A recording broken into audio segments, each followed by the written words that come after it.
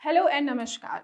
मैं डॉक्टर कंचन सिंह भारत होम्योपैथी में आप सभी का स्वागत करती हूँ और आशा करती हूँ कि आप सभी अच्छे और स्वस्थ होंगे। तो चलिए आज की वीडियो में मैं आप सभी से बात करने वाली हूँ कि एक लिवर सिरोसिस का पेशेंट अपने खाने में किन किन चीज़ों को वो अपना सकता है और किन किन चीज़ों को उसको छोड़ना बहुत ज़रूरी होता है। क्योंकि कहा जाता है, हमारे जो बूढ़े बुजुर्ग थे वो कहते थे कि अगर आप अच्छा खाना खाएंगे तो आपका शरीर भी अच्छा होगा और आप बीमारियों से बचेंगे। अगर आप गलत खान पान अपनाएंगे तो ये आपका शरीर भी बिगड़ेगा और आप बहुत सारे बीमारियों के साथ सफर भी करेंगे। लेकिन आजकल की जो लाइफस्टाइल है वो बहुत ज्यादा चेंज हो चुकी है। खान पान भी बेहतर ना होने की वजह से पेशेंट को लिवर सिरोसिस तक की समस्या भी फेस करना पड़ रहा है। तो आइए चलिए समझते हैं कि आखिर लिवर सिरोसिस क्या होता है, कैसे होता है। अगर किसी भी पेशेंट को लिवर सिरोसिस है तो अपने खान पान में क्या बदलाव करें जिससे वो लंबे समय तक पेशेंट सरवाइव भी कर सके और लिवर की फंक्शनिंग भी इम्प्रूव हो सके। तो चलिए आइए सबसे पहले समझ लेते हैं कि आखिर लिवर सिरोसिस क्या है।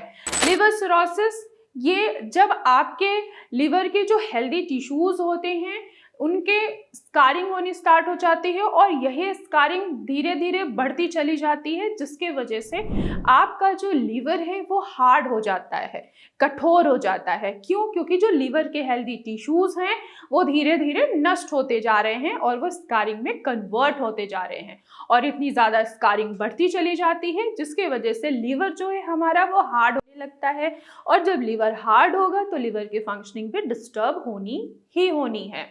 अब आइए समझते हैं कि आखिर इसका मेन कॉज क्या है, क्यों लिवर सिरोसिस तक पेशेंट पहुंच जाते हैं। पहला जो मेन रीजन होता है वो होता है अल्कोहलिक लिवर डिजीज, यानी कि आप लंबे समय से अल्कोहल ले रहे हैं जिसकी वजह से धीरे धीरे आपका लिवर जो है वो डैमेज होता चला गया है। दूसरा है कॉजेज, वो है नॉन अल्कोहलिक लिवर डिजीज। सुनने में ही लग रहा है नॉन अल्कोहलिक, यानी कि आप अल्कोहल नहीं ले रहे थे फिर भी आपका लिवर जो है वो डैमेज हुआ है, वो आपके लाइफस्टाइल की वजह से हुआ है। जब आपकी लाइफस्टाइल अच्छी नहीं होती है, आपका वेट बढ़ता है, फिर उसके बाद बीपी की शिकायत होती है, फिर शुगर की शिकायत होती है, जिसकी वजह से पेशेंट फैटी लिवर में लिवर फाइब्रोसिस देन वह लिवर सिरोसिस की तरफ बढ़ जाता है। इसके अलावा और भी बहुत सारे कॉजेज हैं जैसे कि hepatitis B, hepatitis C, autoimmune hepatitis या ऑटोइम्यून डिसऑर्डर या कुछ जेनेटिक फैक्टर जो कि हमारे लिवर की फंक्शनिंग को धीरे धीरे डिस्टर्ब करते चले जाते हैं। तो अब आइए समझते हैं कि अगर लिवर सिरोसिस है किसी भी पर्सन को तो हम सिम्टम्स को कैसे जान सकते हैं। अगर इनिशियल स्टेज देखा जाए तो आपको कोई भी सिम्टम्स नजर नहीं आएगा। लिवर जो हार्डनेस हो रही है, स्कारिंग हो चुकी है, जब तक वो 80-90% नहीं हो जाएगा आपको सिम्टम्स बिल्कुल भी दिखाई नहीं देगा।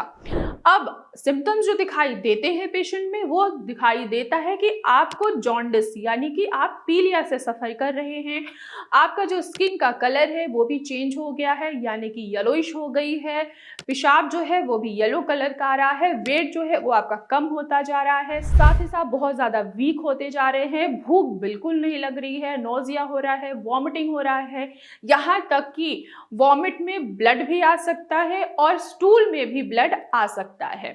इसके अलावा और भी अगर मैं सिम्टम्स की बात करूं तो स्किन में खुजली महसूस होना और कंटिन्यूअस वॉमिटिंग होना, तो ये सारे सिम्टम्स नजर आते हैं अगर किसी भी पेशेंट को लिवर सिरोसिस है। और इसके अलावा कंटिन्यू पेट में दर्द रहना, हार्डनेस महसूस करना, लीवर एरिया में भी पेन का रहना और वहां पे पिंचिंग पेन कंटिन्यू बना रहना, तो ये सारे सिम्टम्स होते हैं। तो आइए चलिए जानते हैं कि आखिर लिवर सिरोसिस का पेशेंट अपनी डाइट में क्या क्या वो बदलाव कर सकते हैं जिसकी वजह से उनकी लिवर की फंक्शनिंग इम्प्रूव हो सके।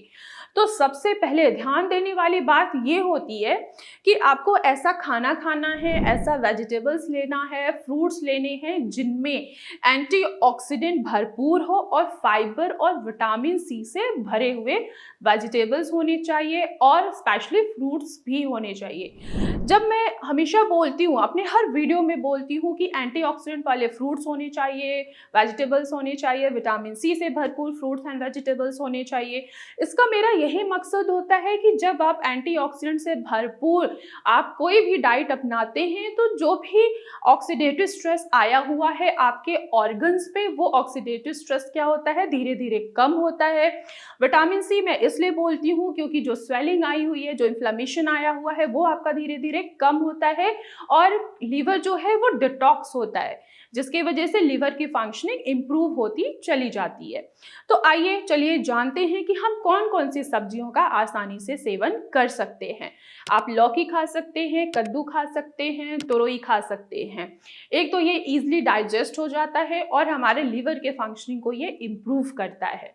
इसके अलावा आप गाजर खा सकते हैं। गाजर में बीटा कैरोटीन होता है जो डिटॉक्स करने में मदद करता है और स्वेलिंग को कम करने में भी मदद करता है। साथ ही साथ आप पालक खा सकते हैं। पालक में आयरन होता है और फोलेट होता है जो खून बनने में आपको आसानी करता है और साथ ही साथ आपके लीवर में आए हुए इन्फ्लेमेशन को भी ये कम करता है। इसके अलावा आप कुछ फ्रूट्स का भी सेवन कर सकते हैं, जैसे कि एप्पल हो गया, पपाया हो गया, अमरूद हो गया, पियर हो गए जिसको हम नाशपाती कहते हैं, आप इनका भी आसानी से सेवन कर सकते हैं। विटामिन सी वाले जितने भी फ्रूट्स हैं जैसे कि संतरा हो गया, मौसम्मी हो गया, इनका भी आप आसानी से सेवन कर सकते हैं। इन फलों का क्या काम है कि इनमें एंटीऑक्सीडेंट विटामिन सी भरपूर होता है जो इन्फ्लेमेशन को कम करता है, लीवर को डिटॉक्स करने में मदद करता है और सेल्स को रिपेयर करने में भी ये मदद करते हैं। तो आप इन फलों का भी सेवन कर सकते हैं। मोस्ट इंपॉर्टेंट लिवर पेशेंट का ये होता है कि उनको प्रोटीन डाइट जरूर लेना होता है, लेकिन ऐसा प्रोटीन जो इजीली क्या हो, डाइजेस्ट भी हो और लिवर के फंक्शनिंग को वो इम्प्रूव कर सके। तो आपको प्रोटीन लेना है, वो भी बैलेंस फॉर्म में लेना है। आप अंडे खा सकते हैं पर अंडे का सफ़ेद वाला हिस्सा खाइएगा, साथ ही साथ आप फिश भी खा सकते हैं। लेकिन ध्यान रखिएगा कि लिवर सिरोसिस का जो पेशेंट होते हैं अधिकतर उनमें पेट में पानी भरना भी स्टार्ट हो जाता है। अगर आपके पेट में पानी भर रहा है तो आप फिश की मात्रा को थोड़ा सा कम करेंगे। आप अंडे का सेवन कर सकते हैं, आप मूंग की दाल और मसूर दाल भी आसानी से खा सकते हैं। इसके अलावा कुछ अनाज है जिनका आप आसानी से सेवन कर सकते हैं, जैसे कि दलिया है, ओट्स है, पोहा है और साथ ही साथ गेहूं के आटे की भी रोटी का भी आप सेवन आसानी से कर सकते हैं।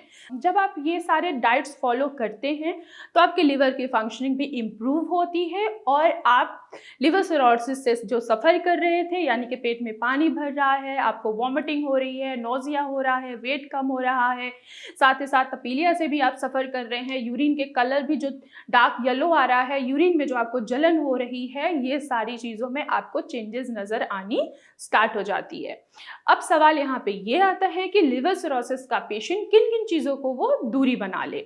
तो फर्स्ट ऑफ ऑल आप अल्कोहल से दूरी बना लीजिए, स्मोकिंग करना छोड़ दीजिए। अगर अभी भी आप स्मोकिंग करते हैं तो आपको ज़्यादा मीठे चीज़ों का सेवन नहीं करना है। जो पैकेट वाले ड्रिंक्स आते हैं, पैकेट वाले जो स्वीट्स आते हैं, पेस्ट्रीज हो गया या कोल्ड ड्रिंक्स हो गया, इनका सेवन नहीं करना चाहिए। साथ ही साथ आपको ऐसा खाना नहीं खाना है जिसमें ऑयल की मात्रा बहुत ज़्यादा हो, जैसे कि बहुत सारे ऐसे पेशेंट हैं जिनको ऑयली फूड बहुत ज़्यादा पसंद होता है, जैसे कि फ्राइज चीज़ हो गई, चीज़ हो गया या पनीर हो गया, फैट वाले दूध हो गए, इनका सेवन आपको नहीं करना है। छोले हो गए, भटूरे हो गए, इनका सेवन आपको बिल्कुल भी नहीं करना है। पिज़्ज़ा है, पास्ता है, ये भी आपको नहीं खाना है।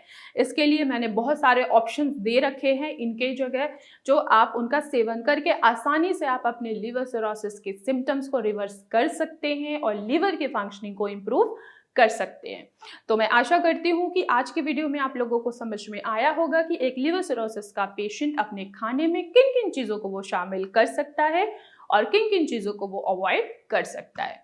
तो आज की वीडियो में बस इतना ही, फिर मैं मिलूंगी नेक्स्ट वीडियो में। तब तक के लिए धन्यवाद।